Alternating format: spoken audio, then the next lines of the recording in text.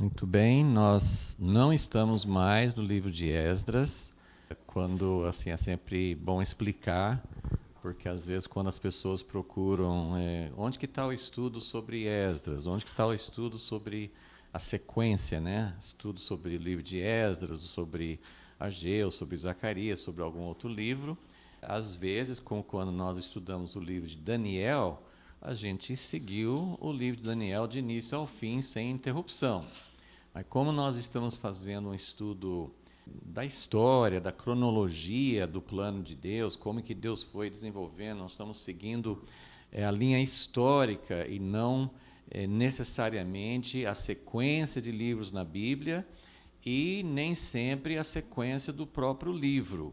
Então, assim, o livro de Esdras é organizado cronologicamente, mas como os livros de Ageu e Zacarias são interpostos, assim, são paralelos, mas tinha algo específico no meio dos capítulos 4 e 5 de Esdras, então nós deixamos o livro de Esdras, fomos para Ageu e Zacarias. Aí quando nós terminamos as profecias de Zacarias, não terminamos o livro, terminamos uma sequência de profecias de Zacarias, aí nós voltamos para Esdras para terminar, para estudar a sequência da reconstrução do templo, para levar até o fim. No capítulo 6 de Esdras, termina essa etapa, eles concluíram a reconstrução do templo, vimos isso na última aula, e o capítulo 7 de Esdras vem depois de um intervalo histórico de quase 60 anos, 50 e tantos anos. Nesse intervalo está o livro de Ester. Então, nós teríamos que parar o livro de Esdras e ir para o livro de Ester. Mas ainda falta terminar o livro de Zacarias. O livro de Zacarias, esses últimos capítulos, então nós vamos hoje voltar para o livro de Zacarias, a partir do capítulo 9. São 6 capítulos do livro de Zacarias que falta para terminar o livro.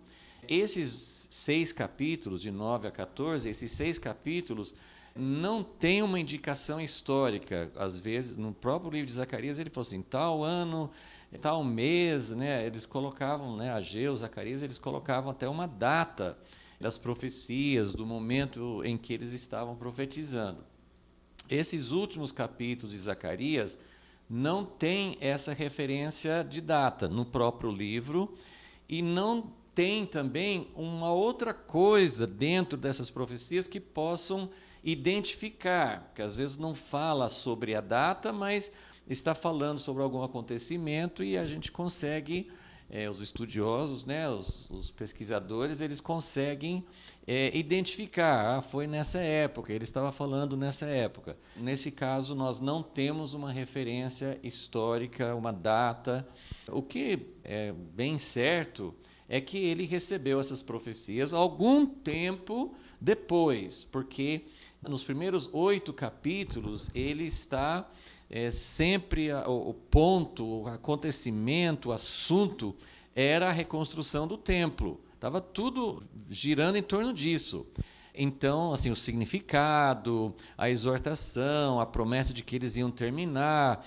Ageu e Zacarias receberam uma incumbência muito forte de Deus para falar com o povo, para voltar à reconstrução, depois que eles pararam, e encorajando e mostrando o que Deus pretendia fazer.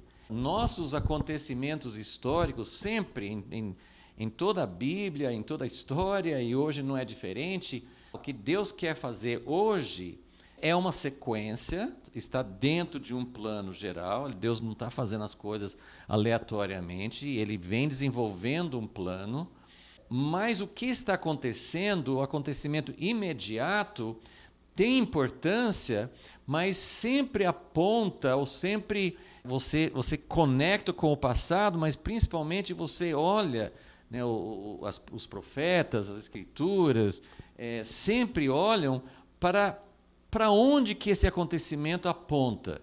A casa que eles estavam reconstruindo ia ser destruída depois, né, no ano 70, muitos anos depois.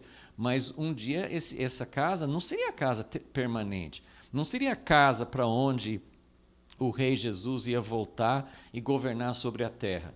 Mas a reconstrução que eles estavam fazendo, a casa que eles estavam restaurando, tinha uma grande importância no plano de Deus. Então, nós podemos usar isso como modelo. Sempre o que está acontecendo hoje tem uma importância, mas a gente não pode dizer, isso só Deus pode mostrar, assim, no plano, que parte que faz, onde nós estamos no plano de Deus, mas normalmente não é o fim, não é a consumação ainda, não é a plenitude, não é o máximo que Deus vai fazer. Na verdade, tudo que vai ser feito antes da volta de Jesus tem um elemento, sim, de temporário, porque Jesus é quem vai fazer o permanente, mas tem um aspecto eterno no sentido em que tudo que é feito pelo Espírito de Deus, com direção de Deus, que faz parte do reino de Deus, tem um valor eterno. Então, isso é só para a gente sempre lembrar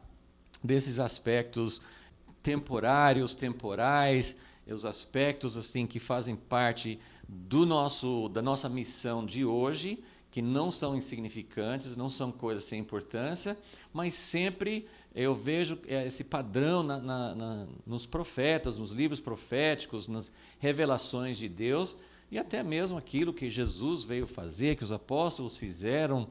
Tudo tinha esse aspecto, ainda não é o permanente, não é o reino eterno, como em Atos 1, é agora que o Senhor vai estabelecer o reino eterno? Não, vocês não sabem, nós não sabemos quando que Deus vai fazer o permanente, o final, a consumação, mas tem uma missão para ser feita hoje. Então, isso é para a gente poder entender. Vamos orar, vamos pedir que nosso estudo dessa segunda parte do livro de Zacarias, que não tem agora não vai ter essa conexão com algum acontecimento daquele tempo, a não ser que assim, eles eram a mesma geração que tinha voltado da Babilônia e que tinham feito a casa de Deus, e certamente Deus estava dizendo, agora vocês terminaram de fazer o templo, a casa, e eu quero mostrar mais alguma coisa a respeito do que vem no futuro imediato, do que vem no futuro mais distante.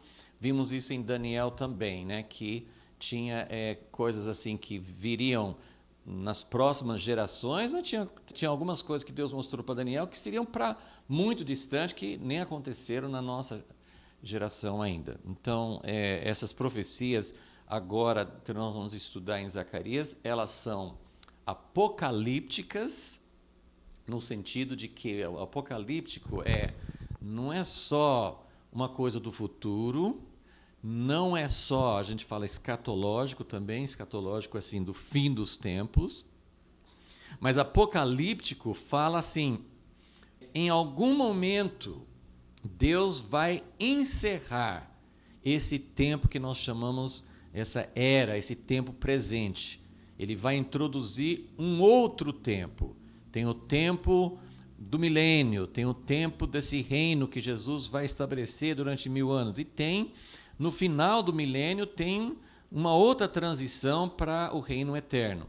Então, apocalíptico, né, o livro de Apocalipse, que tem a ver com revelação, mas quando nós falamos sobre profecias ou literatura apocalíptica, nós estamos falando sobre profecias que falam não só sobre algum reino que vai surgir, sobre alguma coisa que Deus vai fazer no futuro, que Deus vai desenvolver seu plano, mas nós estamos falando sobre textos, profecias, aspectos, visões que falam a respeito do fim, da consumação, do fim de uma era e do início de uma outra. Então, essa parte de Zacarias se enquadra bastante nesse tipo de literatura de profecias apocalípticas, como o livro de Daniel e como o livro de Apocalipse.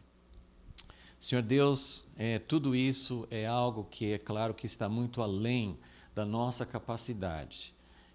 O mesmo Espírito, o mesmo Senhor que revelou essas coisas, ainda que Zacarias, ele também, com certeza, ele não pôde, Daniel não pôde entender tudo, eles recebiam palavras, recebiam profecias, recebiam visões e não conseguiam, eles mesmos que estavam recebendo, não conseguiam entender.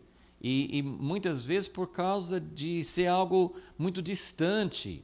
Hoje nós estamos muito mais perto do fim, temos muitas vantagens sobre eles, porque já vimos muitas coisas que já aconteceram, então temos uma noção mais clara de algumas coisas que faziam parte, que fazem parte do teu plano, que os profetas de antigamente não conseguiam ver, mas nós também continuamos não entendendo plenamente o que vem pela frente. Nós recebemos essas palavras, entendemos que elas são revelações, cremos que o Senhor revela, mas evidentemente é só à medida que vão acontecendo e à medida que o Senhor nos revela é que nós vamos entender exatamente como aplicar e como nos preparar e como viver dentro desses períodos que o Senhor mostrou. Então, pedimos, ó Deus, com todo o nosso coração, que aquilo que nós precisamos entender, aquilo que o Senhor deseja mostrar para nós no nosso tempo de hoje,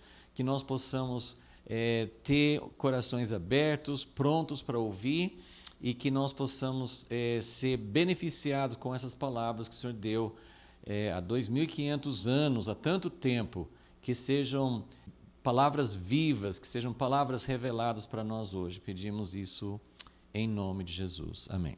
Bom, mais alguns comentários rápidos sobre essa parte de Zacarias que nós vamos estudar. Então, queremos assim dar uma preparação, um contexto, um entendimento um pouco melhor dessa parte do livro de Zacarias. Eu já falei então que foi dado, essas palavras vieram algum tempo depois. A gente, assim, por várias deduções, nós entendemos que Zacarias era um profeta bem mais jovem do que Ageu. Ageu parece que era já mais idoso, e a gente só tem os 2 capítulos, depois nós nunca ouvimos mais falar dele, não teve mais profecias, pelo menos que foram registradas. Zacarias, então, provavelmente como alguém mais jovem, ele viveu esse período de reconstrução da casa, que vimos que durou mais ou menos 20 anos, depois do retorno da Babilônia. E os primeiros 8 capítulos, as visões, uma série de visões, todas essas palavras que nós já estudamos em Zacarias de 1 a 8, essas palavras foram dadas não durante todos os 20 anos. Essas palavras vieram depois que eles pararam a construção durante 15 ou 16 anos. Então, essas palavras vieram nos últimos 3, 4 anos da reconstrução, tanto Ageu quanto Zacarias. Foi mais nesse período final, foi a retomada, eles foram usados para levar o povo a retomar o trabalho, e isso levou em torno de 4 anos para eles terminarem de reconstruir a casa de Deus.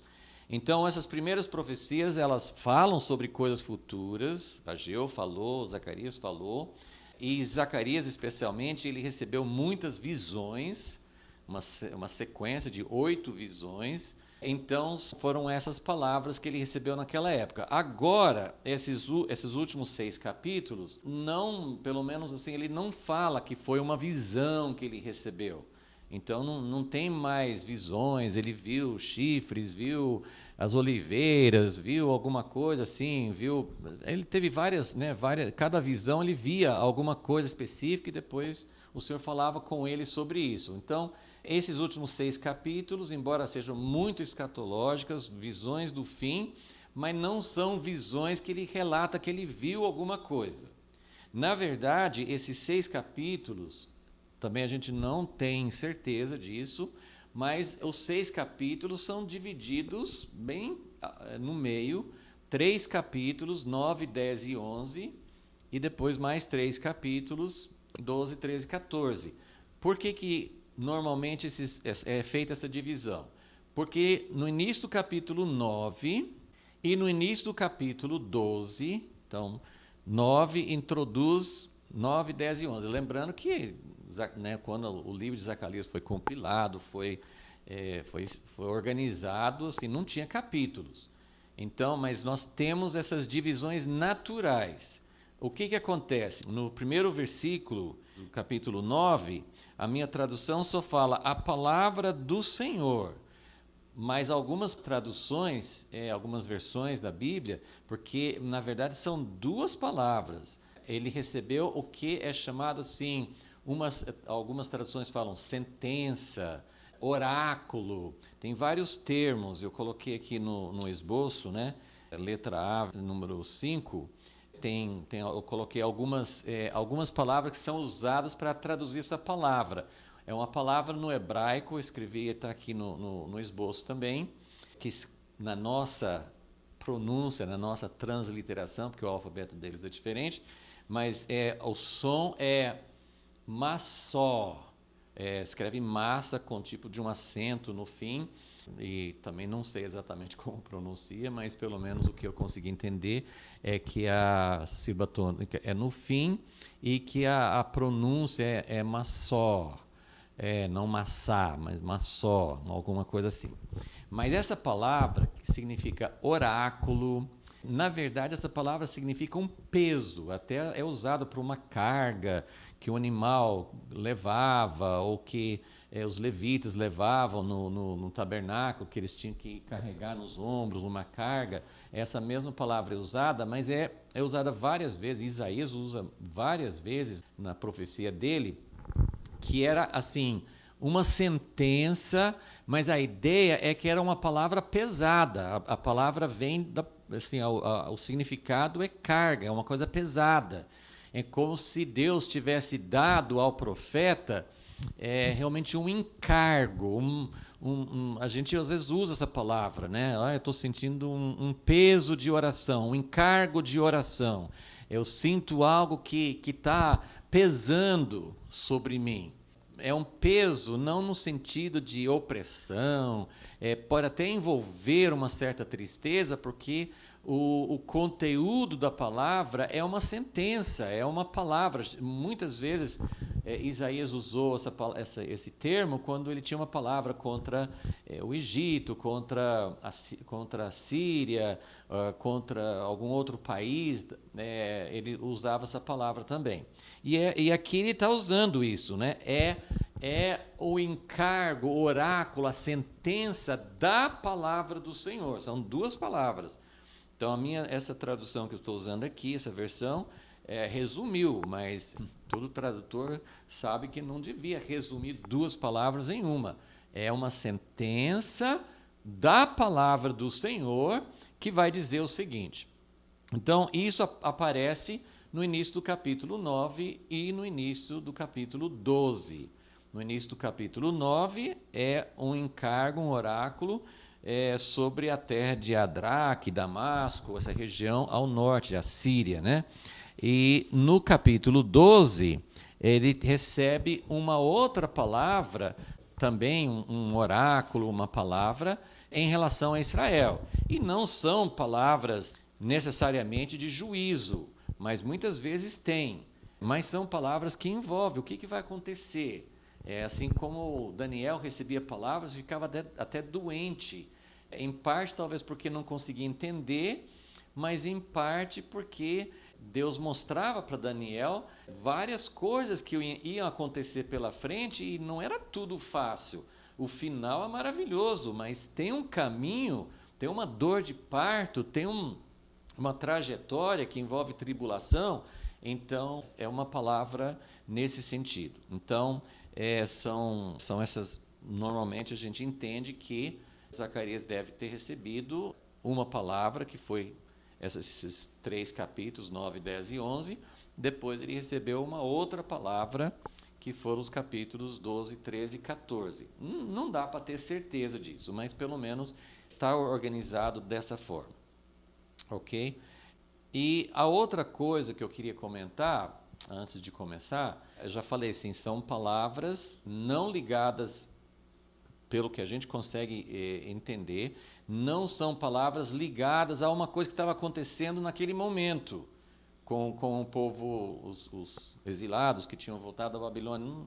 não parece ter uma relação com nada que estivesse acontecendo. Mas o intuito parece ser Deus falando: bom, vocês terminaram de fazer a minha casa e agora eu vou mostrar o que vai acontecer, o que vem pela frente, quais são as coisas que vão acontecer ainda.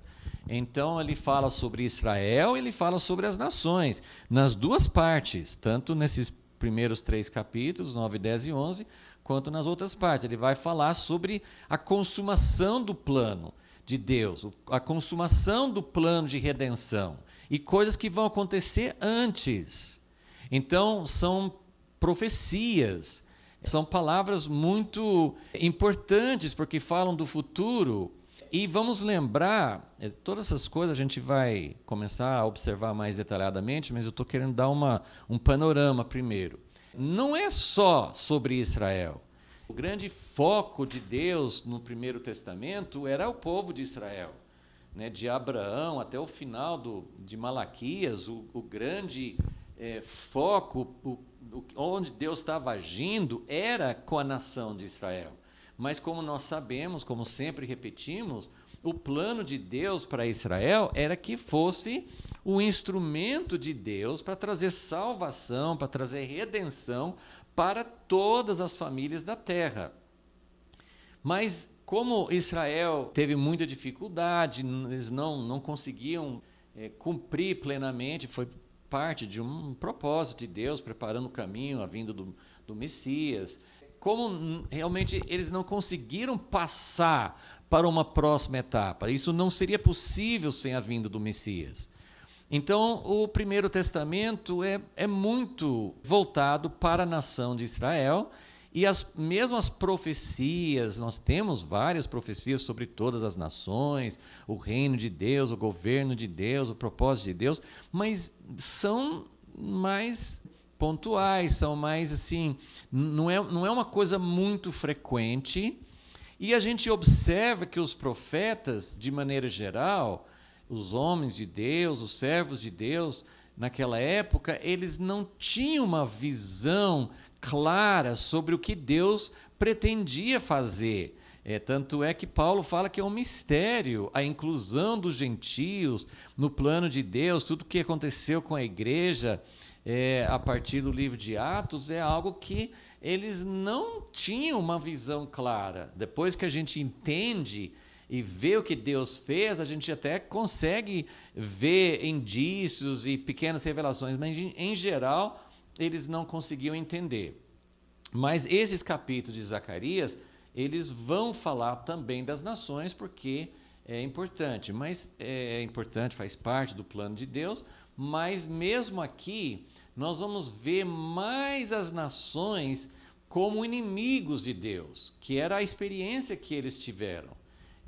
Nós não vemos muito claramente, nem nesses capítulos de Zacarias, a participação, a inclusão do remanescente. Mas nós vamos ver, já vimos, Zacarias já falou sobre isso, no capítulo 8 mesmo, ele fala sobre como muitas pessoas vão seguir os judeus e vão aderir e vão se juntar ao povo de Israel.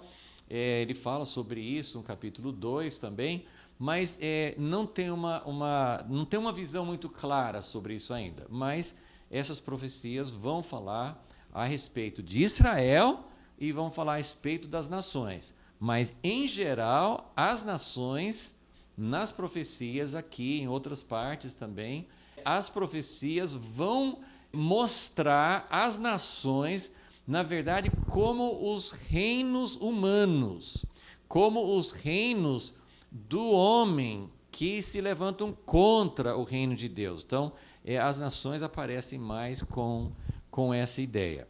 E uma observação final dessa parte de introdução é que quando nós sabemos, assim, a questão que nos confunde muito, e eu confesso assim que estudar essa parte aqui é um desafio, tem sido, né, meu estudo até aqui, tem sido e vai continuar sendo um desafio. Por quê? O livro de Daniel, por exemplo, tem muita coisa que a gente não entende ainda.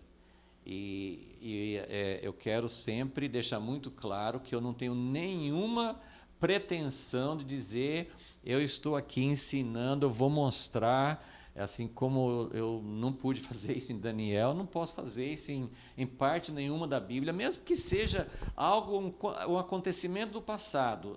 A palavra de Deus é um tesouro insondável, é um conjunto de riquezas que a gente nunca explora até o fim. A gente nunca pode dizer assim, olha, aqui tem uma mensagem, aqui tem um livro, aqui você vai descobrir tudo que você vai ter uma explicação perfeita e completa dos mistérios que estão contidos em Zacarias. Não, de forma nenhuma. Aqui tem muitos mistérios, tem muitas coisas que a gente não sabe ainda e que Deus vai revelando na medida do possível, e não só para uma pessoa, para várias. Mas o grande desafio do livro de Zacarias, dessa parte, é que, como não está conectadas, essas profecias não estão conectadas nem ao acontecimento daquela época, nem a uma visão. Por exemplo, Daniel, ele via uma visão, 4 animais, Nabucodonosor teve o sonho da estátua, então eles tinham uma visão. Daniel teve uma visão, Nabucodonosor teve um sonho, o livro de Apocalipse tem visões. Então, pelo menos você tem assim a simbologia, fica mais fácil você organizar os 4 animais de Daniel, que ele viu em Daniel 7, e depois ele viu uma outra visão, Daniel 8, com 2 animais, Daniel 9, 70 semanas. Essas visões, elas todas tinham uma ideia cronológica. Então, tem 4 animais, são 4 reinos, vem um após o outro nessa sequência. Então, tem mistérios, tem coisas que nós não entendemos, mas tem uma lógica, tem uma sequência. Essas profecias de Zacarias, elas não têm, pelo menos, principalmente quando eu comecei a olhar, parece uma confusão, parece assim uma sopa, uma mistura, né? Assim, tem esse elemento aqui, tem esse aqui, porque ele vai falar no capítulo 9, ele já fala sobre coisas relacionadas à segunda vinda, mas ele fala coisas relacionadas à primeira vinda. Ele fala sobre vários aspectos. Então, são como peças de um quebra-cabeça que não estão organizadas ainda. Tem coisas que ele vai falar no capítulo 9, depois ele vai voltar a falar de novo lá na frente. Nos últimos capítulos ele pode voltar. Então, esse aspecto que é não muito bem organizado, pelo menos de acordo com o nosso entendimento, essas coisas dificultam bastante para a gente fazer sentido, né? Então, ele mostra vários quadros, vários aspectos, e à medida que a gente vai estudando, eu vou mostrando isso de uma maneira mais clara, ok? Então, são algumas coisas para a gente se preparar, para a gente ter uma maneira melhor de olhar para esses capítulos antes de começar. Muito bem, então, eu vou fazer uma coisa um pouquinho diferente do que eu geralmente faço, porque geralmente eu pego um capítulo como esse 9 e vou passo por passo, me aprofundando, falando sobre detalhes. Eu pretendo fazer isso depois, mas hoje eu queria dar um panorama do capítulo 9. Nem sempre segue assim, uma sequência ou um assunto, nem sempre segue essas divisões de capítulo que nós temos, mas eu vou seguir essa divisão do capítulo. O capítulo 9 tem vários aspectos e nós vamos lendo.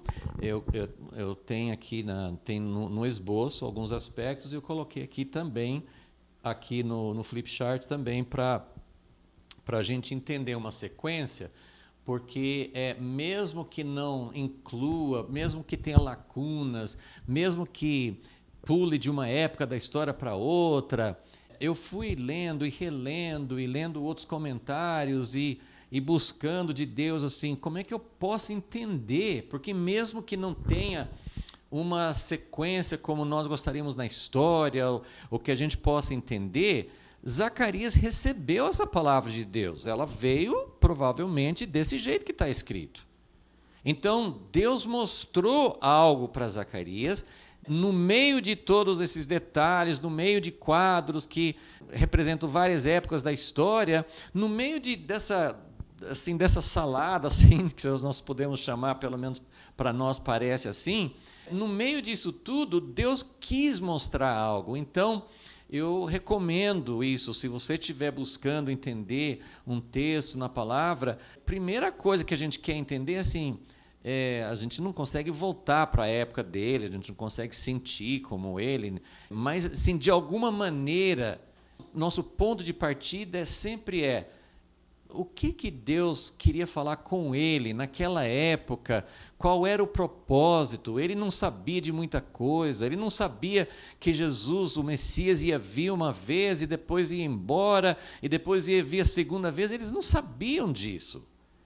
Mas o que é que Deus queria mostrar? Então eu quero, pelo menos até onde eu pude entender, eu quero passar isso, então eu quero dar assim, um panorama do capítulo todo hoje, e depois na próxima ou nas próximas aulas a gente podemos aprofundar em algumas coisas, né? Nem tudo a gente precisa detalhar tanto.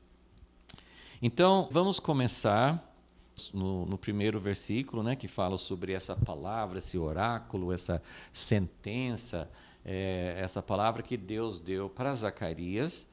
E vamos ver os primeiros versículos, já avisando, ele vai falar sobre várias cidades, várias regiões por perto, né, cercando Israel.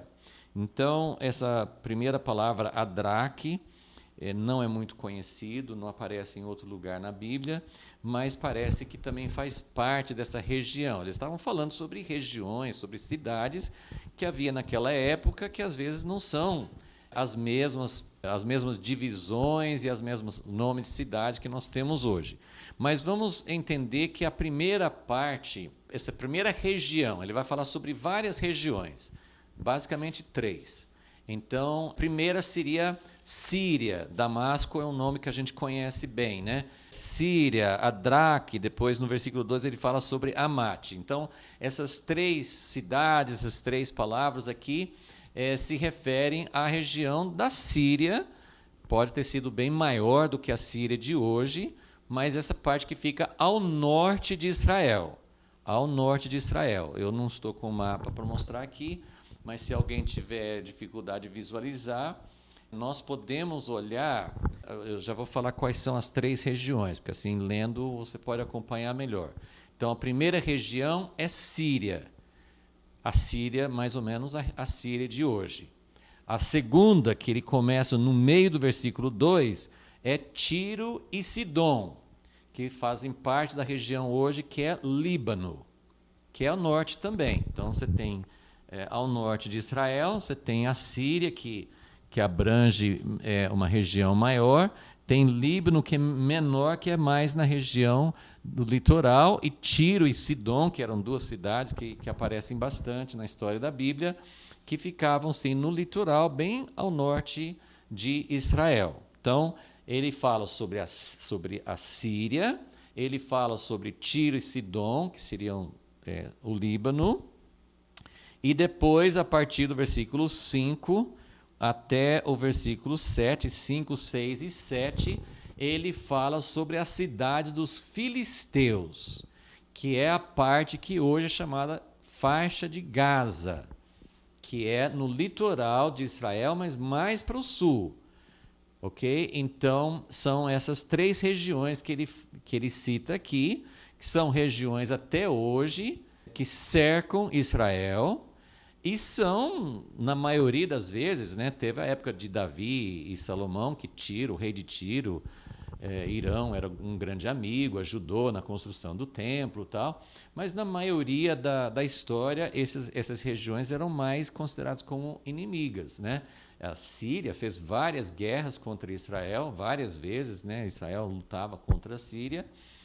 Contra Tiro e Sidom não tem assim muita menção de guerra, mas era uma cidade assim importante, tinha muito comércio, né? Eles navegavam, tinha muita riqueza, era da região das árvores, tinha muita madeira, né? E, claro, os filisteus, a faixa de Gaza, a cidade dos filisteus, também são bem conhecidos na história da Bíblia. Então, vamos ver o que ele fala sobre isso. Então, primeiro ele começa falando que tem uma palavra, uma sentença, que não fala exatamente o que vai acontecer com a Síria, mas ele fala que é uma palavra, um oráculo, e envolve Síria, até fala assim, repousará, como se assim, o foco principal dessa palavra que eu estou dando, esse oráculo, vai ser Damasco, que era uma cidade tipo capital mesmo, né? Assim, o centro, né? Versículo 2, também Amate, que confina com ela, que se limita com ela. Agora, no final do versículo 1, eu queria também chamar a atenção aqui, porque no final do capítulo 1 tem uma frase, eu não entendo hebraico, eu não conheço a gramática, não sou estudioso da língua, então não sei explicar isso. Mas essa frase, por incrível que pareça, ela pode ser traduzida de duas maneiras. Não é que elas são tão, assim, são bem diferentes uma da outra. A minha tradução fala: pois o olhar do homem e de todas as tribos de Israel se volta para o Senhor. É uma frase um pouco estranha aqui, né? Porque Deus está falando vai falar contra essas três regiões, e ele fala assim: o olhar do homem e de todas as tribos de Israel se volta para o Senhor. Ótimo, se o olhar do homem e o olhar das tribos de Israel, se todo mundo está olhando para Deus, por que tem um oráculo, por que tem uma palavra dura? Bom, tem uma explicação possível, mas primeiro eu queria ler o que tem em algumas outras traduções. Almeida atualizada coloca assim: o Senhor põe os seus olhos sobre os homens e sobre todas as tribos de Israel. Então, essa frase ela pode ser traduzida que os homens do mundo, das nações e das tribos de Israel, ambos, os povos, todos os povos, estão com os olhos voltados para o Senhor. Isso seria ótimo. Mas a outra tradução, que pelo menos para mim faz um pouco mais de sentido, mas eu não sei dizer qual que é a correta, a outra tradução fala que o Senhor está olhando, Deus está com seus olhos percorrendo, como fala em outros textos do Senhor, os olhos do Senhor percorrem toda a terra. Então, como Deus deu a Zacarias uma palavra que ele vai falar sobre as nações, eu penso que esse aqui faz um pouco mais de sentido. Olha uma outra tradução: o Senhor vigia de perto todos os homens, do mesmo modo que vigia todas as tribos de Israel. E mais uma que fala: os olhos do Senhor passeiam por toda a humanidade e sobre todas as tribos. Então, mas eu vou dizer assim, se os olhos dos homens que estão sobre Deus, nós podemos interpretar da seguinte forma: Deus vai agir, ele está falando sobre uma época futura, não fica muito claro com essa profecia qual que é a época, mas vai ter uma época em que muitas coisas vão acontecer, e a gente está vendo algumas coisas assim. Tudo bem que muita gente não buscou o Senhor durante a pandemia, mas nós vivemos agora recentemente uma pandemia mundial em que não é possível que algumas pessoas, pelo menos, não ficaram perplexas e dizendo, cientistas e não sei o que, tal, explicações, etc., mas no final das contas nós somos dependentes, nós não temos a solução e precisamos olhar para o Senhor. Em épocas de crise, é claro que muita gente, não todos, mas em épocas de crise, guerras mundiais, agora nós estamos também presenciando uma guerra que tem implicações mundiais, mas não é uma guerra mundial, da Rússia contra a Ucrânia, mas tem efeitos, tem repercussões. Então, será que essas coisas fazem a gente olhar para o Senhor? Então, essa pode ser uma interpretação de que tanto as nações do mundo quanto as tribos de Israel, que seria o povo de Deus, nós estamos vendo coisas muitas coisas acontecendo, como Jesus falou em Mateus 24, nação contra nação, e desastres, e terremotos, e doenças, e tantas coisas acontecendo. É um tempo que a gente precisa colocar os olhos em Deus. Então, tem essas duas possibilidades. Eu vou passar meio rápido aqui, porque eu quero fazer esse panorama. Então, sobre a Síria, Deus não fala algo muito específico, mas ele começa com a Síria. Depois, no versículo 2, ele vai para Tiro e Sidom. Essas duas cidades, mas principalmente Tiro. Tiro e Sidom, ainda que sejam muito sábias. Então, aqui a palavra de Deus para Zacarias, e temos outras profecias, né, no livro de Ezequiel, principalmente, que falam sobre Tiro, como se, mais ou menos nos mesmos termos que Deus fala sobre Babilônia, sobre uma cidade muito rica, muito exaltada, de alguma, assim, e a passagem no profeta Ezequiel, quando ele fala para o rei de Tiro, ele faz aquela profecia em Ezequiel 28 que mostra que é uma das duas passagens que falam sobre Lúcifer, sobre Satanás, o rei de Tiro, como se ele representasse o príncipe do mundo. Então, nós podemos depois discutir isso um pouco mais, mas aqui ele está falando de Tiro como um reino humano e como um povo, uma conjuntura, uma cidade, né? Mas um povo que se achava muito sábio e que, versículo 3, edificou para si fortalezas. Isso é fato histórico, que a Síria tentou conquistar Tiro. Acho que eles sitiaram a cidade por 5 anos. Eu li num lugar que eles conquistaram, em outro lugar que nunca conseguiram conquistar. Eu não sei exatamente qual que é a versão correta, mas a verdade é que Nabucodonosor sitiou Tiro por 13 anos e não conseguiu conquistar, porque eles ficavam numa ilha perto da costa, e eles tinham uma muralha muito grande, muitas camadas. Eles se achavam invencíveis.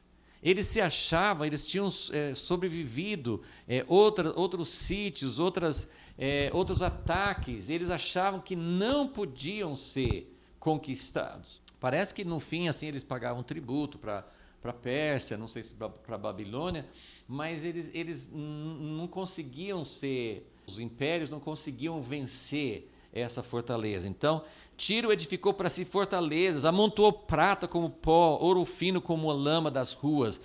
Versículo 4, o Senhor a despojará, destruirá o seu poder no mar, e ela será consumida pelo fogo. Bom, vou dar aqui uma chave que eu também só encontrei porque eu pesquisei, né? Assim, a gente lê essas coisas, como eu falei, essa época que Zacarias está profetizando era o tempo do Império Persa. Tiro, o Império Persa dominava a região, todos esses lugares, a Síria, Tiro, Sidom, o próprio Israel, as cidades dos filisteus, toda essa região, Egito, lá embaixo, todos eram dominados pela Pérsia, pelos impérios. Mas essa descrição aqui se encaixa muito.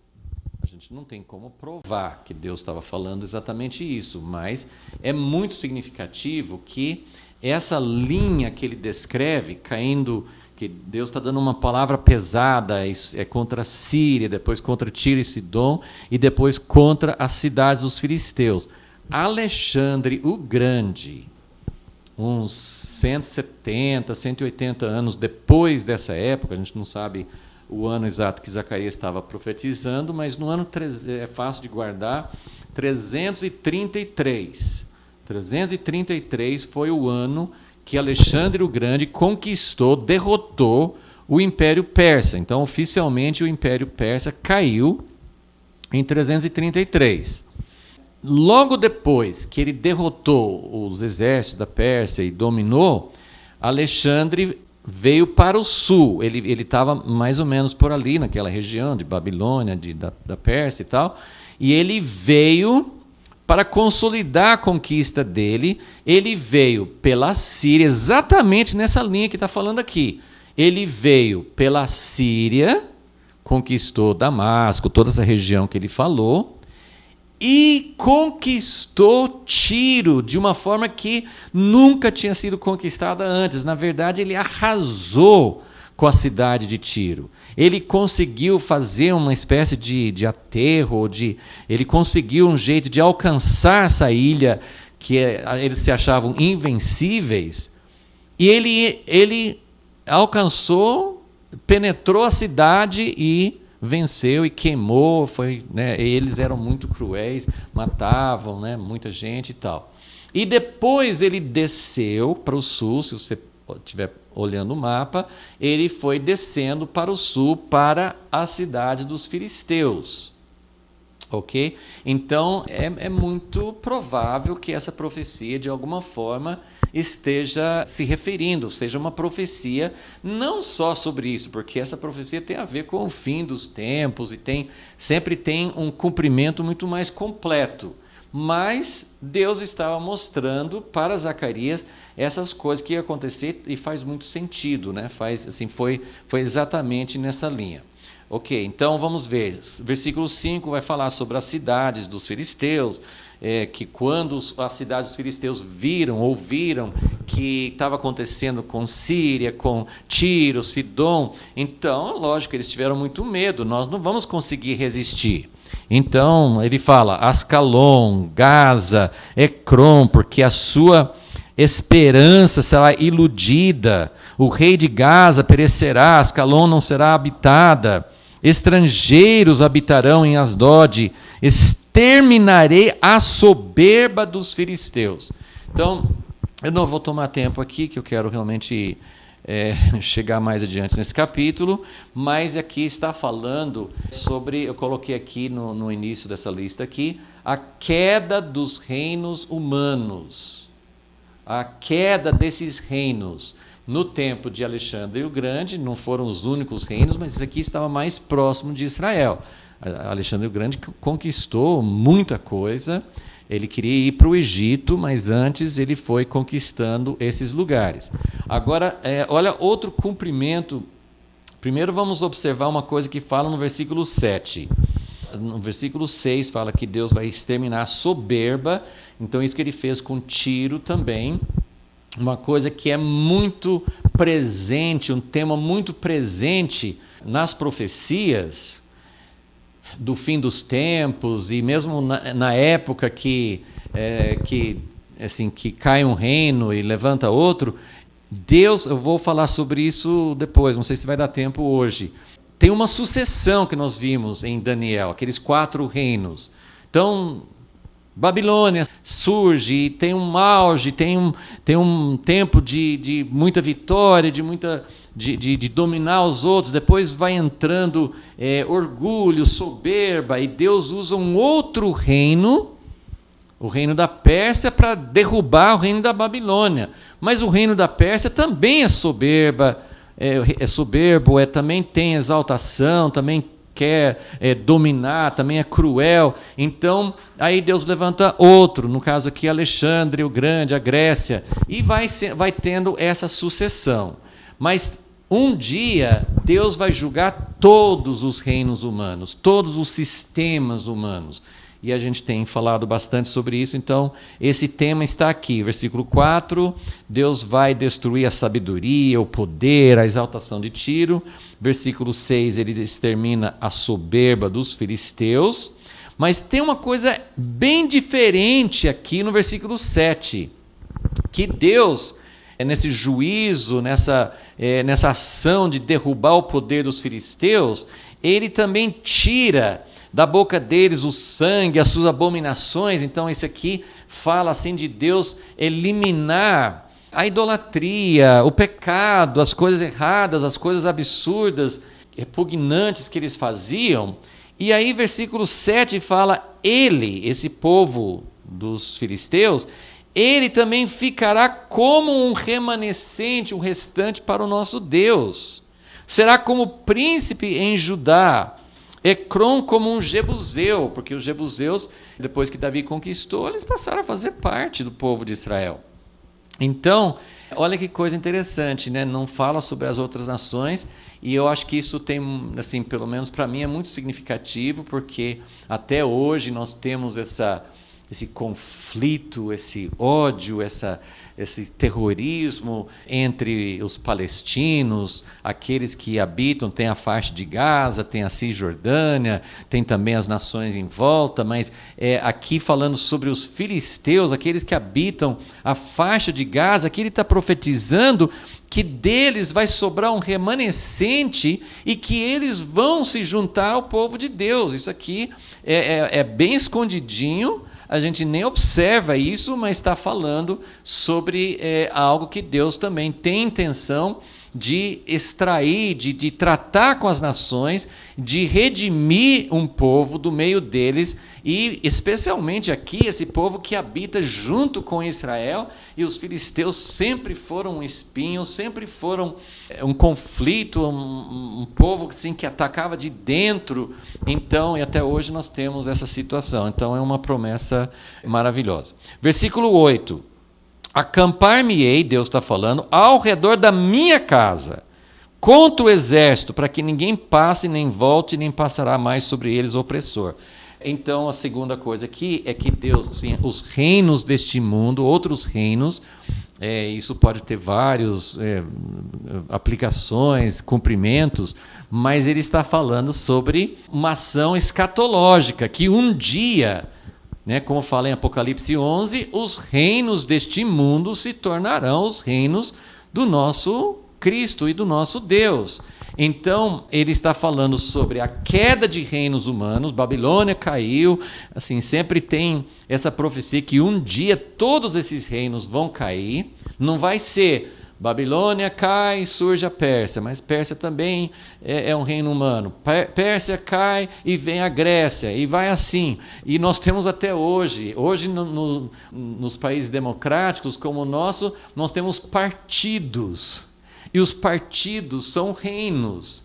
E um reino se levanta, e aí Deus fala assim, vocês estão muito orgulhosos, muito soberbos, estão fazendo muita coisa errada, eu vou levantar um outro que vai derrubar vocês. Mas aquele que tomou o lugar, qualquer semelhança com o que está acontecendo hoje, aquele que tomou o seu lugar também é soberbo, também faz coisas erradas, também afronta Deus, também Deus fala assim, chega, eu vou derrubar vocês. Só que esse derrubar Deus usa reinos humanos, sistemas humanos, para trazer juízo. Ele usa isso contra seu próprio povo. Babilônia veio e destruiu Jerusalém, aniquilou o reino de Judá. Deus usa reinos humanos até contra seu próprio povo, e usa também um contra o outro. E a história humana foi isso. Nós temos um reino se levantando e outro caindo. Roma caiu. O grande poder império britânico caiu, o grande domínio islâmico dos turcos otomanos caiu. Nós temos o poder do Ocidente, dos Estados Unidos, da Europa. A Europa, em grandes, assim, ainda é uma potência, mas em muitos sentidos, aquele poder antigo, colonial da Europa já caiu. Então tem essa sucessão de reinos, mas isso não traz esperança. Cai um partido político, cai um poder no nosso país, mas entra outro. Não é nossa esperança. A nossa esperança é quando o reino de Deus vier e todos os reinos humanos caírem.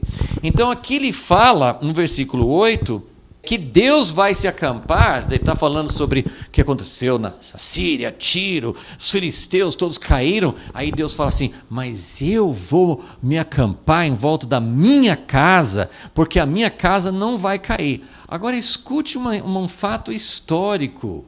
É parcial, não é o cumprimento final. Mas foi um fato histórico muito interessante, que eu não lembro os detalhes, na verdade, assim, é uma história que foi contada por aquele famoso Joséfo, que escreveu a história do mundo antigo, E tem coisas que ele conta que são mitos, então assim, ninguém sabe exatamente. Mas assim, o fato histórico permanece, que Alexandre conquistou, derrotou os persas, conquistou Síria, conquistou Tiro e Sidom, conquistou as cidades dos filisteus, e em seguida ele foi para Jerusalém. E o povo, o povo judeu ali naquele tempo, eles tinham afrontado um pouco tempo antes, porque acho que eles não sabiam que Alexandre ia ganhar, e Alexandre queria que eles pagassem o tributo que eles pagavam para a Pérsia. Agora, sou eu que mando, agora você tem que pagar para mim. E os judeus não pagaram, não sei exatamente as razões por quê, mas eles não pagaram. E aí Alexandre, depois de conquistar a cidade dos filisteus, ele estava muito bravo e ele ia arrasar com Jerusalém. Só que ele tinha tido um sonho, de acordo com a história, de um povo vestido de branco, também não lembro assim os detalhes do sonho. E o sacerdote, o sumo sacerdote de Jerusalém, ele ficou com medo, agora Alexandre vem contra nós, como é que nós vamos fazer? E ele teve um sonho que era para eles se vestirem tudo de branco, o povo, e os sacerdotes se vestirem nos seus trajes de sacerdote. E quando eles saíram ao encontro de Alexandre, ele lembrou, o sacerdote fez isso por causa de um sonho. E Alexandre foi ao encontro deles, quando ele viu aquela cena, parece que ele se lembrou de um sonho que ele tinha tido, e ele não destruiu Jerusalém, ficou assim, aceitou, ficou pacífico. Então é um cumprimento do versículo 8, que Deus ia se acampar e proteger a sua casa e seu povo. É um cumprimento muito parcial, porque claro que Alexandre dominou. Depois dessa época veio o Antíoco Epifânio, veio muita coisa ruim depois disso, mas é uma coisa simbólica, né? É um cumprimento simbólico. Ok, então estamos aqui, né, nesse capítulo, vimos a queda de reinos humanos e Deus vai proteger a sua casa. Agora, ouçam bem, Deus protege a sua casa quando a sua casa é a sua casa. Quando a casa de Deus se transforma num reino humano, Deus já tinha mostrado isso no tempo de Nabucodonosor. Ele mostrou de novo no ano 70. Ele mostrou na época de Antíoco. Quando o povo de Deus não está sendo fiel a Deus, quando a casa de Deus não é realmente o reino de Deus, Deus não vai proteger, ok? Então, isso também é muito importante entender. Versículo 9, Zacarias 9:9, essa é uma das profecias, como eu falei, assim, essas passagens, esses capítulos de Zacarias vão trazer profecias, assim, tem essa parte meio confusa, que a sequência, às vezes a gente não entende bem, e tem muita coisa assim que a gente deseja que Deus nos revele mais, mas tem muita coisa que parece meio confusa, pelo menos para nós, até a gente entender o que Deus estava querendo mostrar para eles.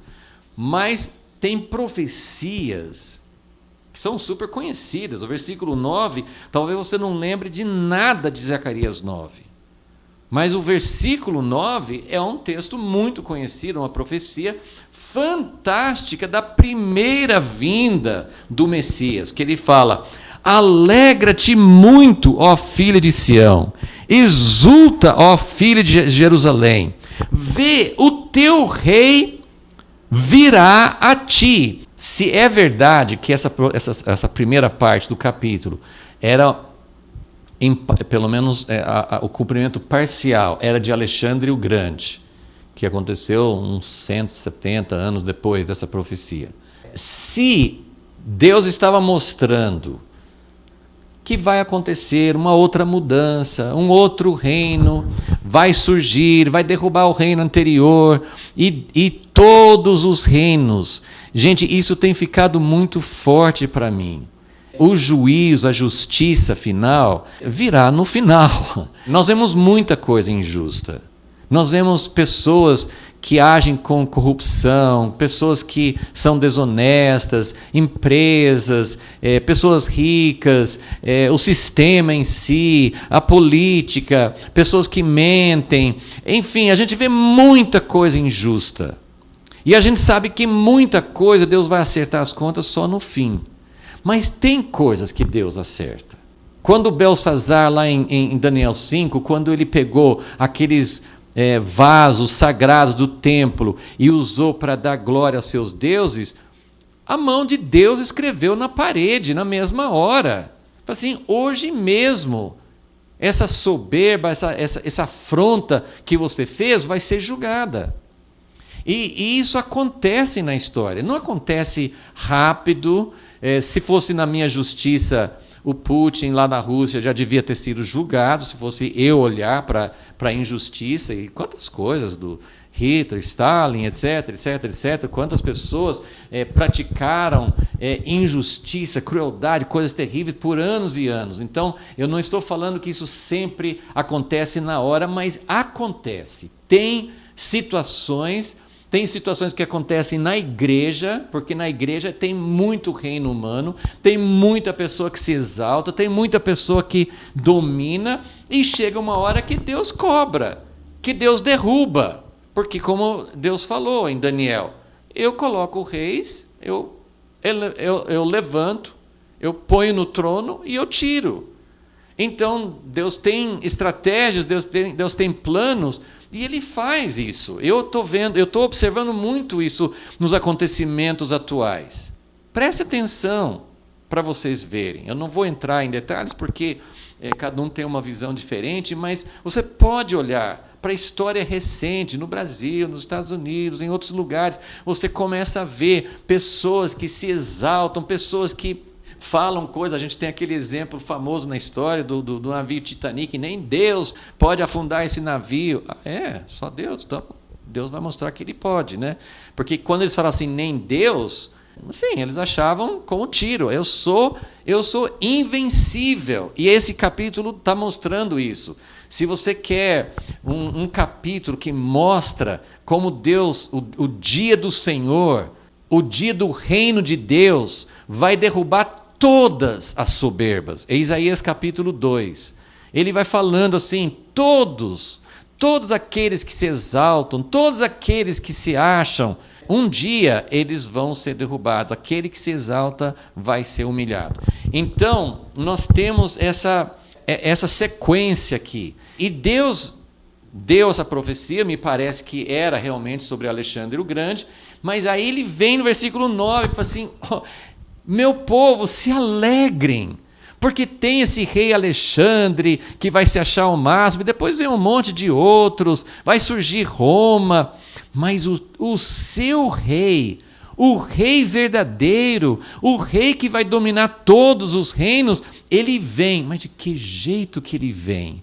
Essa é uma das grandes profecias messiânicas, porque em poucos lugares no Primeiro Testamento nós temos uma clareza sobre a primeira vinda e a segunda vinda. Depois eu posso mostrar, não vou ter tempo para fazer isso agora, mas Isaías 9 fala sobre um menino que nasceu. É a primeira vinda, ele veio como um menino. Mas nos versículos seguintes, em Isaías 9, já fala sobre o reino dele. Então, no mesmo texto, juntinho, fala da primeira vinda e fala da segunda. Aqui vai acontecer a mesma coisa. Só que ele fala, vê, o teu rei virá a ti, justo. Ele é justo. Depois nós vamos falar mais sobre isso, mas agora só vou apresentar. Justo, a minha tradução fala Salvador, mas é Ele que traz a salvação, Ele que traz a libertação, Ele é aquele que vai jogar fora todos os julgos de domínio, de injustiça. Ele é justo e Ele salva. E humilde. Essa não é a vinda do rei em glória. Esse aqui é a vinda na humildade, em que ele veio montado em jumento, num jumentinho, filho de jumenta. Então o versículo 9 é a primeira vinda, a vinda do rei em humildade. Só que é uma coisa interessante, agora presta atenção, essa foi uma das partes que eu achei mais difícil de entender, mas eu quero oferecer o que eu senti nesse capítulo. Daí talvez acho que a gente não vai conseguir falar muita coisa sobre o restante do capítulo agora, mas eu queria mostrar como vem essa profecia do rei no versículo 9. E nós vamos falar sobre isso depois, nós vamos voltar nesse versículo, mas uma coisa que assim, uma imagem que veio para mim, porque ele fala assim que é para exultar, para celebrar. Nós estamos aí, assim, nessa época da Copa do Mundo, geralmente os times têm pelo menos um jogador que é meio que assim, a gente coloca as esperanças naquele jogador. A gente sabe que não é para ser assim, é para ser o conjunto tem que ser bom. Mas existe essa coisa assim, Jesus também, ele vem para trabalhar junto conosco, ele é o máximo, ele é o herói.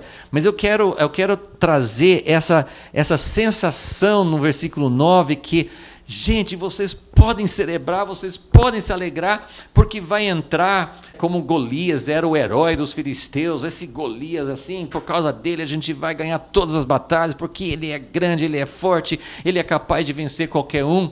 Esse é Jesus. Jesus é o rei, ele é totalmente justo, ele tem a chave da salvação, ele vai libertar, mas ele vem humilde, ele não vem num cavalo de guerra, como aparece até em Apocalipse 19, ele vem num cavalo branco, como general, mas aqui não, ele vem humilde, com um jumentinho. Então a expressão da humildade, e a expressão de alguém que naquele momento Jesus veio, e essa parte assim, nem Zacarias entendeu. Porque olha o que vem em seguida. Versículo 10. Então, vem o rei. Vem o seu rei. Ele é humilde, ele é justo e tal. Ele é o rei. O que ele vai fazer? Versículo 10. Ele vai destruir os carros de Efraim. Não foi isso que ele fez na primeira vinda. Destruirei os carros de Efraim, os cavalos de Jerusalém, e o arco de guerra será destruído. Ele vai trazer paz. Tem aquelas passagens, Isaías 2, Miqueias 4, que fala que quando Jesus reinar no milênio, não vai ter mais guerra, todas as armas, instrumentos de guerra vão ser transformados em outros implementos agrícolas e tal. Ele vai destruir as armas de guerra, mas eu observei uma coisa super interessante aqui. Esse aqui ainda não é aquele momento. Está olhando para aquele momento. Porque em seguida ele fala, ele anunciará paz às nações. O seu domínio se estenderá de mar a mar e desde o rio até as extremidades da terra. Então, gente, em 2 versículos. Versículo 9, primeira vinda. Versículo 10 é a segunda vinda. Só que ele fala de paz, ele fala que ele que vai governar, ele vai trazer paz para todas as nações, ele vai acabar com os instrumentos de guerra, mas lá em Jerusalém, lá em Israel. E aí, na sequência, ele vai começar a falar de guerra de novo. Aí eu falei assim, Deus, isso aqui está confundindo minha cabeça, mas veja só o que eu consegui enxergar, espero que tenha sido o Senhor que me mostrou, porque eu achei fantástico entender uma coisa aqui. Eu vou dar só esse panorama, que nós estamos já com pouco tempo, mas assim, eu só queria mostrar. Ele mostra os reinos caindo, ele vai proteger a sua casa, quando a casa for dele, ele vai proteger a vinda do rei em humildade. E aí o que ele eu não coloquei tudo aqui, mas essa vinda do rei em humildade, ele já começa a falar do seu governo de paz sobre toda a terra, mas aí é como se ele voltasse, versículo 11. Como que esse rei que vem em humildade, ele vem na primeira vinda, Zacarias nem sabia que tinha 2 vindas, mas ele viu que o rei viria em humildade, ele viu a consumação final, que esse rei que vem em humildade, ele vai governar, ele não vem como Alexandre o Grande. E se você já leu alguma coisa sobre Alexandre o Grande, ele foi um cara que conquistou, ele foi rápido, foi uma coisa assim, um fenômeno, uma coisa que nunca tinha acontecido daquele jeito na história. Mas Alexandre o Grande, ele era narcisista, ele era egoísta, ele era cruel, ele não representava nada daquilo que Jesus é. Então, se nós estamos vendo um contraste, esse Jesus que vem em humildade, ele vai conquistar o que Alexandre não conquistou. Ele vai conquistar o mundo inteiro, ele vai trazer paz. Mas ele começa destruindo as armas de guerra.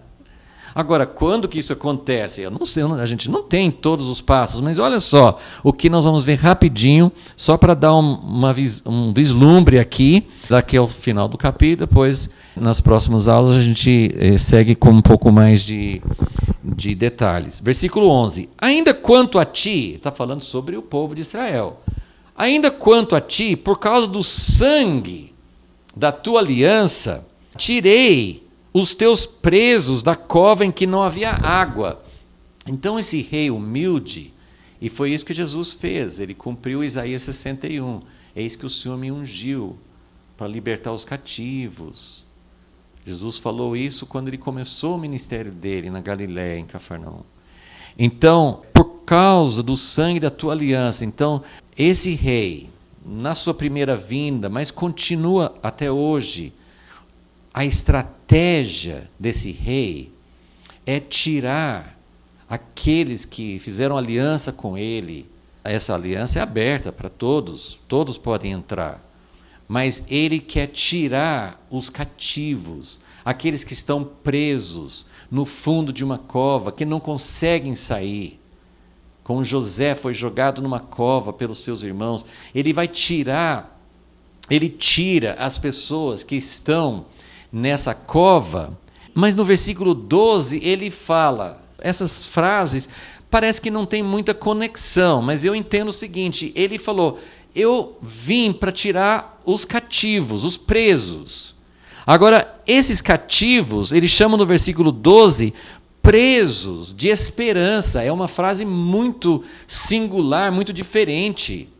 Eu lembro de uma ocasião, nem lembro do contexto, mas eu lembro da minha mãe dando uma profecia a respeito desse versículo, e eu nunca esqueci, assim, não lembro da profecia toda, mas assim, na verdade ela não falou muita coisa na profecia, mas era como se, eu lembro que era um momento de oração em família, e que ela estava dizendo, assim, ela sentiu o Espírito Santo vivificar, que nós somos as pessoas que são presas, não mais no fundo de uma cova, ele liberta a gente desse tipo de prisão, de cativeiro errado, mas ele fala assim, voltai à fortaleza, vocês têm que esperar, vocês são presos por causa da esperança. Paulo usou essa expressão em Atos, ele falou assim, eu estou aqui por causa da esperança, nós somos presos por causa de uma esperança.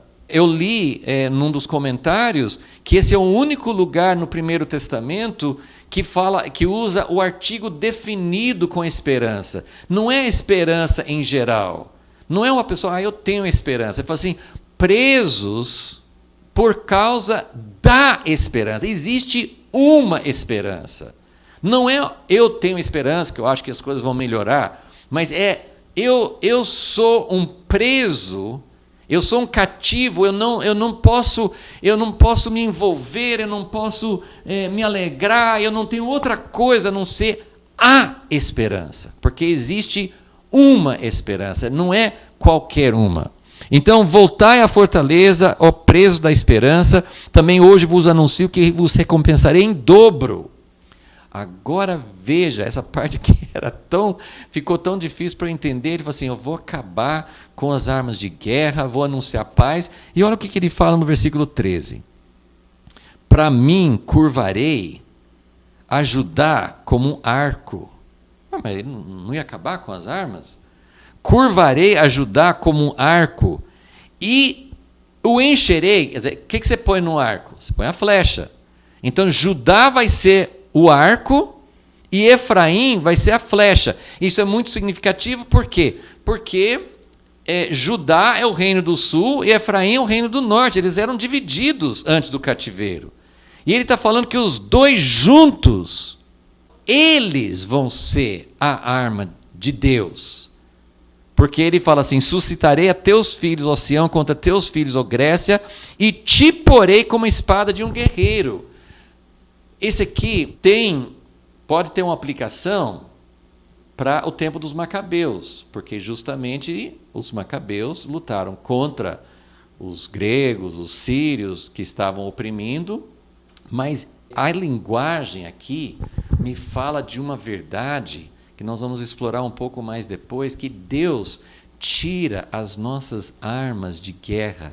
Jesus vem como humilde, um rei humilde, mas ele tem a verdadeira autoridade. Ele passa pela cruz, ele passa pela morte para poder vencer todas as armas do inimigo. E ele tira as nossas armas para fazer de nós uma arma espiritual. Não uma arma porque ele quer matar, mas porque ele quer que nós, que ele quer, eu estou me incluindo, porque os gentios foram incluídos, assim, ele está falando de Israel, mas isso faz parte, todos que são também redimidos, que fazem parte do povo de Deus. O que ele quer é que nós sejamos uma arma, mas não a arma como as armas de guerra normal. Então, coloquei aqui, ó, o rei vem em humildade, ele vem para libertar os cativos e nos transformar em prisioneiros de esperança. Essa transformação de cativos, de prisioneiros, de coisas erradas, do pecado e de opressão e dos sistemas do mundo e tantas coisas que nós somos cativos, ele quer nos transformar em prisioneiros, como Paulo falou em Efésios 4, eu sou prisioneiro do Senhor. Ele estava na cadeia. Mas ele disse, eu sou prisioneiro de Deus, não dos romanos. Em prisioneiros da esperança. E aí ele elimina as armas de guerra, que são erradas, eu já tinha falado isso antes, e transforma-nos em armas divinas. Essas armas divinas são, nossa arma é amor, mas é também a palavra, testemunho, né, como fala em Apocalipse, eles venceram por causa do sangue do Cordeiro, por causa da palavra, do testemunho, porque não amavam a vida até a morte. Então ele nos transforma em armas, porque ele vai vencer o mundo, ele vai vencer os reinos do mundo por meio de armas que não são essas armas naturais. E por isso, quando a igreja, quando o povo chamado por Deus, quando nós entramos em luta política, quando nós entramos em outros tipos, tem guerras dentro da igreja, quando nós usamos armas humanas, quando nós usamos domínio, quando nós lutamos com armas naturais, a Bíblia no Novo Testamento tem várias referências que falam sobre isso, nós já entramos nesse esquema de Deus levanta um e abaixa outro e vai assim, subindo e descendo, mas Deus quer vencer os reinos humanos por armas diferentes, por o segredo de Deus, né? A arma secreta de Deus. Então, e aí, versículo 14, quando... Aqui no final, ó, a vitória final é Deus aparecendo. Quando Ele nos transformar em armas espirituais, Ele tira as nossas armas naturais. Ele fala assim, eu vou acabar com os carros de guerra, com os cavalos, com essas coisas com os arcos, eu vou acabar com essas armas que vocês têm, que vocês estão usando a mesma arma dos outros. Mas eu vou transformar vocês em prisioneiros da esperança e vou transformar esses prisioneiros da esperança em armas espirituais, porque Deus vai ganhar uma vitória por meio de armas espirituais e não por meio de armas naturais. Agora, vai ter uma guerra final, todas as nações contra Israel, tem muitas coisas que a gente não entende, a gente não sabe exatamente como vão acontecer, mas essa palavra do versículo 14 aparece de novo em Zacarias 14, né?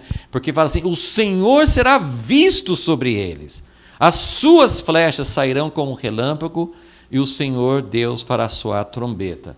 Mas a vitória final, então, quando nós somos transformados em armas espirituais, não estivermos lutando com armas naturais, então o Senhor mesmo aparece, Ele ganha. Quantas batalhas no Velho Testamento, no Antigo Testamento, no Primeiro Testamento, quantas guerras foram foram vencidas não com armas, né? Aquela famosa de 2 Crônicas 20, com Josafá. Tem várias vezes em que o povo nem precisava lutar. E é isso que Deus quer fazer. Ele quer ganhar a vitória por meio de armas espirituais. Ele quer nos transformar. E aí ele aparece, ele faz soar a trombeta. Eu não vou ler até o fim, eu só queria mostrar que no final, olha só que interessante. Essa parte do capítulo 9 está falando, aparentemente, dessa guerra final, em que todos os reinos virão contra, fala Grécia, né, no versículo 13, mas depois começa a aparecer como se fosse aquela guerra final que descreve em Zacarias 14, em que todas as nações vão se reunir, né, outros textos falam sobre isso, Joel 3, mesmo em Apocalipse também, 19, fala assim, todos os exércitos contra o povo de Deus, e Deus aparecendo, Jesus aparecendo. Até a segunda vinda parece que é ligada a esse aparecimento de Jesus para dar a vitória. Mas ele precisa tirar de nós a nossa capacidade carnal de vitória, humana de vitória. Então ele aparece, e olha como fala, versículo 16: o Senhor seu Deus naquele dia o salvará como ao rebanho do seu povo, como as pedras de uma coroa. Eles serão exaltados na sua terra. Se nós permitirmos, se o povo de Deus se permitir se despojar de armas naturais, se ele nos transformar em armas espirituais, se ele ganhar, se a gente tiver numa dependência de Deus, a gente não consegue, sem armas, como é que nós vamos ganhar? E isso pode vir de várias formas, a aplicação pode vir de várias formas. Mas se nós permitirmos que ele nos transforme, e que ele, então, ele vai aparecer como quem vai ganhar a vitória, e no final ele fala que nós somos como pedra. O que é pedra de uma coroa? São as joias, são os diamantes, são as coisas belas, são coisas tremendas. Ele nos transforma em joias e nós seremos como louvor para ele. Ele termina o capítulo falando, versículo 7, quão grande é a sua bondade e quão grande é a sua formosura. Então essa é uma visão rápida do capítulo. Espero que você possa ver algo que, pelo menos para mim, foi maravilhoso ver assim, tanta coisa meio desconexa. Tem esses países que caíram no tempo de Alexandre, aí tem a primeira vinda de Jesus, aí tem a segunda vinda, e tem os prisioneiros, e eu falo assim, gente, eu não estou entendendo como que isso faz. E aí, aos poucos, eu comecei a entender que Deus estava mostrando para Zacarias, não um detalhe de todos os acontecimentos, tem muita coisa confusa, tem muita coisa que tem séculos de distância entre a primeira vinda e a segunda vinda, fala de Alexandre o Grande, mas depois tem coisas lá no fim, mas Deus estava mostrando para Zacarias assim, como que vai ser? Vocês fizeram uma casa para mim, vocês reconstruíram a casa, e agora o que vai acontecer? Ageu já tinha falado, a glória dessa segunda casa vai ser maior do que da primeira, mas como que vai acontecer isso? E ele começa a mostrar a vinda do rei em humildade, trabalhando com essa libertação dos prisioneiros, trabalhando para tirar de nós as armas naturais e transformando-nos de tal forma que a batalha final, o final de todas as coisas, a consumação de todas as coisas, vai ser todos os reinos contra o reino de Deus. E como que nós vamos resistir? Nós fomos despojados, nós fomos totalmente transformados, não temos condições de enfrentar. E, no entanto, ele está nos transformando em armas que, na verdade, são joias, são pedras preciosas, e a vitória final é ele que ganha. Mas ele nos usa.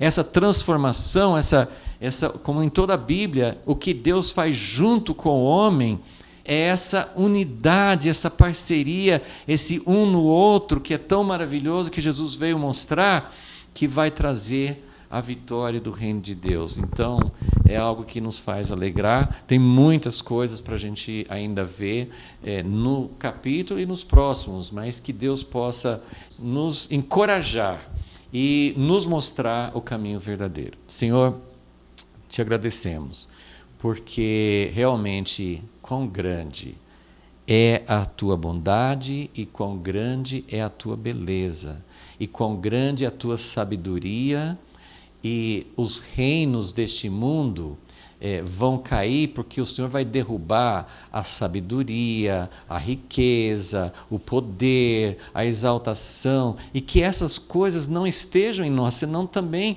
como o Senhor falou sobre Babilônia, se nós estivermos juntos, participando, envolvidos, se nós estivermos comprometidos com o sistema do homem, com o sistema babilônico, nós vamos cair juntos. Mas o Senhor está falando com os prisioneiros, o Senhor está falando com aqueles que estão no fundo de um poço sem água e a gente não consegue sair, mas o Senhor está querendo transformar esses cativos, esses prisioneiros em pessoas belíssimas que o Senhor vai usar na tua sabedoria, na tua grandeza, para estabelecer teu reino na terra. Te agradecemos por tudo isso e pedimos que o Senhor nos conduza e que a tua palavra realmente chegue ao nosso coração. Em nome de Jesus. Amém.